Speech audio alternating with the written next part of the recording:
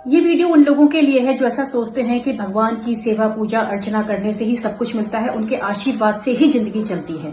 आपको बहुत सारे तथ्य बताती हूँ। इसका मतलब ये नहीं है कि मैं नास्तिक हूँ, मैं आस्तिक हूँ, लेकिन ईश्वर को दूसरी तरीके से मानती हूँ। इस दुनिया का सबसे अमीर आदमी इलॉन मस्क है। पूरी अमेरिका को खरीद सकता है, मैं अमेरिका सबको। वो पूरी तरीके से नास्तिक है, किसी भगवान को नहीं मानता, सिर्फ कर्म को मानता है। उसको कौन देने वाला है पता नहीं। भारत की बात कर लेते हैं। भारत में दो भाई हैं, मुकेश अंबानी, अनिल अंबानी।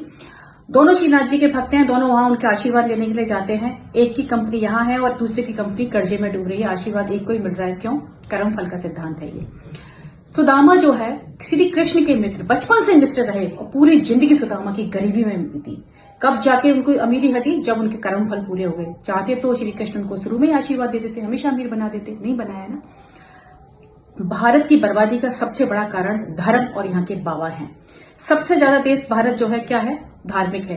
और यहाँ सबसे ज्यादा आस्तिक लोग हैं, इसीलिए यहाँ पर सबसे ज्यादा मिलावटखोरी, सबसे ज्यादा बेईमानी, सबसे ज्यादा रिश्वतखोरी, सबसे ज्यादा बलात्कार, सबसे ज्यादा भ्रष्टाचार वो यहीं पर ही मिलेगा आपको भारत में। पूरे विश्व में और कहीं नहीं है इतना। और सबसे ज्यादा धार्मिक देश है। एक बात मैंने देखी, जो नास्तिक लोग होते हैं उनके अंदर किसी के प्रति कोई नफरत नहीं होती, कोई द्वेष नहीं होती। ये सबसे ज्यादा नफरत का काम, सबसे ज्यादा द्वेष का काम ये आस्तिक ही करते हैं। और एक गाली गलौज, फिर एक वीडियो बनाई थी वृंदावन की, आप देखना उनमें जो आस्तिक है, भगवान को मानने वाले, क्या भाषा का प्रयोग कर रहे हैं। ये सिखा रहा है आपको आपका धर्म। हाँ, चीन पता है क्यों नास्तिक बना? चीन सुपर पावर बना है तब से ही। जब से नास्तिक बन गया ना, सुपर पावर बन गया। उसको मालूम है कि धर्म के नाम पर ना लोग पाखंड ज्यादा करते हैं, असली धर्म को कोई मानते नहीं है। असली धर्म क्या है? ईश्वर को यहाँ बिठाओ, उसके ईश्वरी गुणों का विकास करो अपने अंदर। और अपने अंदर जब मानोगे ना ईश्वर को और सत्य को, तो अपने आप आपको सब जगह ईश्वर मिलेगा। अब बात यह है कि आप ईश्वरी गुण तो लाते नहीं हो अपने अंदर एक भी। आप ये पूजा अर्चना जाप तब पूरे दिन इसी में लगे रहते हो। इससे क्या होगा? भगवान इससे खुश होंगे? भगवान सिर्फ एक चीज से खुश होगा, आप अच्छे कर्म करो, भगवान देखो कैसे खुश होता है।